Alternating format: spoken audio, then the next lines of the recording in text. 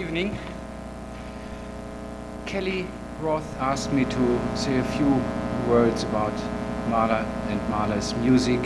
Oh, I'm not close enough to the microphone. So, Kelly had asked me to say a few words about Mahler and Mahler's music and the performance tonight.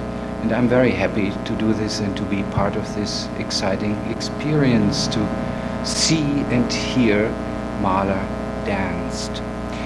Mahler, Gustav Mahler, certainly one of the musical giants around the turn of the century, an uncompromising conductor, the first real modern conductor whose foremost belief was faithfulness to the score. He really chased away and abandoned all the bad habits that had accumulated in various orchestras and Middle European opera houses. And his tenure in the Viennese court opera, which is now the state opera, turned out to be the most glorious time of the Viennese opera history. He seemed to have created an overall quality of performance, a standard that still is sort of the level and the leverage on which every other and more modern performance is being held against. As composer, Mahler's great compositions, mainly the 10 symphonies and the large cycles for voices, for solo voices or chorus and orchestras, were held in highest esteem, but were somehow neglected and halfway ignored in the decades after his death. Only since quite a while his music has experienced a sort of revival, a renaissance, literally a renaissance, originating of course in Vienna but also in London and through Leonard Bernstein, of course, in America. And Mahler has been sort of lifted up to a sort of cult figure of modern times. Das Lied von der Erde, the Song of the Earth, is Mahler's last great cycle for two voices and orchestra. It was composed mainly during the summer months of 1908 through 1910 in a little hut, the so-called composer's hut in Toblach, which is somewhere in the middle of nowhere in the Austrian Alps. It was similar to the famous composer's hut of Mozart, who composed the Magic Flute in this little hut. There must be something in Austria about little huts. A doctorate dissertation should be written about that. Three major events had the greatest impact on his life and on those last compositions. It was his dismissal from the Viennese court opera after a decade of highest level performances and stewardship. It was the death of his oldest daughter, very tragic death, and it was maybe the most important of all, a discovery of a very serious heart disease, which proved to be fatal 3 years after the discovery. This cycle comprises 6 songs alternating for tenor and alto with orchestra. The texts are taken from a collection called the Chinese Flute, die chinesische Flöte, actually a collection of Chinese poetry translated, or better, recreated by the German poet Hans Bethge and published shortly before 1900. Mahler called this wonderful, great work a symphony, eine Sinfonie für Tenor und Altstimme und Orchester, eine Sinfonie. But we have the feeling it's only the outfit, the dress that is symphonic, the body within it, the character is really lyrical. And with this work, Mahler achieved a goal which I don't think anybody else has achieved to this extent. He managed to combine and to form a synthesis between the most intimate of all forms, the lied, the German lied, the song on one side, and the grandest and largest of all instrumental forms, the symphony. And how he achieved it. There's an incredible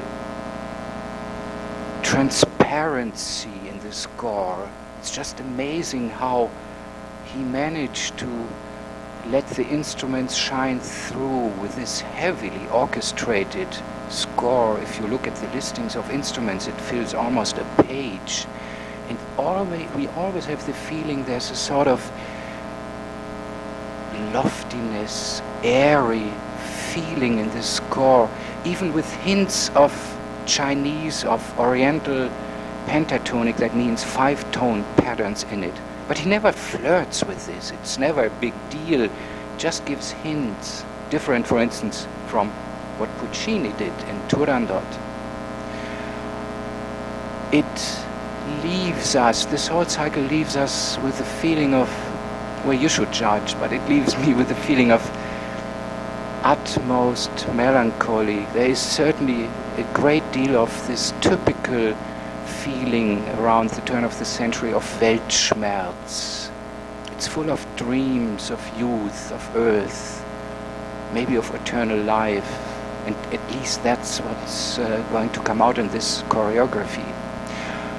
Mahler wrote upon completion of this cycle, when he was still not sure how to name it, whether a symphony or a cycle or whatever. He wasn't sure. He wrote to Bruno Walter, who conducted the very first performance after Mahler's death. He wrote, "I think das Lied von der Erde is the most personal thing I have written so far." In the choreography, you will not find a sort of account of Mahler's biography.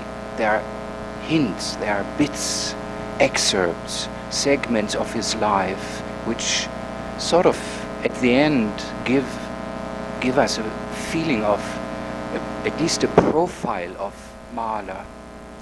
It is far more a collage between very real existence of Mahler, mainly depicted in slides, but also on stage, on one side, then dreams, beautifully and very subtly interpreted in large parts, dreams of the philosophical, metaphorical contents of the songs.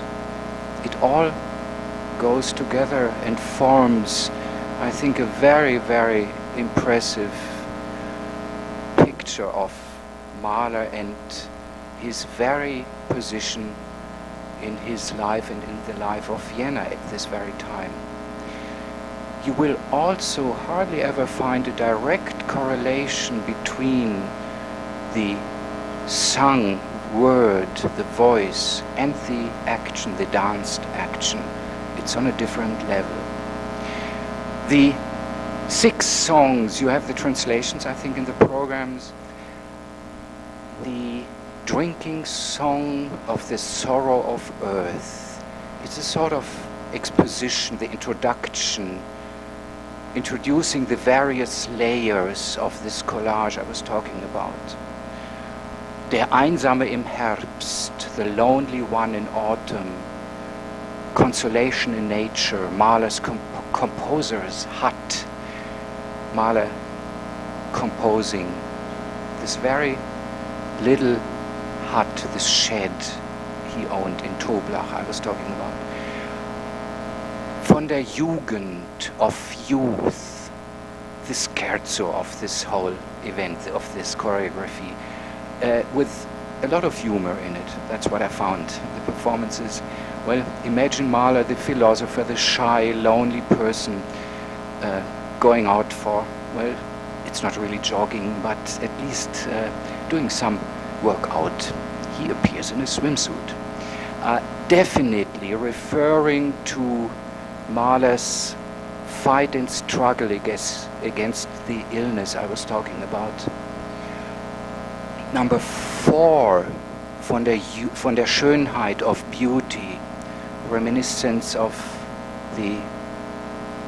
his daughter who passed away just the year before. Beautifully depicted young girls picking flowers. There's something of eternal beauty. It's really a dream. This whole scene is a dream. Number 5, der Trunkene im Frühling, the drunken man in spring. For heaven's sake, Mahler was far away from being a drunkard, not the least bit, but drinking as metaphor of life occurs in Chinese poetry very often. And finally, the last scene, der Abschied, the farewell. It forms the arch, the cycle, the circle back to the first song, various layers again, and 2 main segments and main bodies on stage, nature and mortality. Kelly asked me also to mention that this choreography, this piece, was dedicated to the fond memory of his friend Michael Ballard, who passed away last fall. Michael Ballard as the lead and Kelly danced together in the 1980 production of this very last song, the farewell, the Abschied, in New York City, while Michael Ballard was a well-known dancer with the Marie Louise Dance Company. Thank you so much.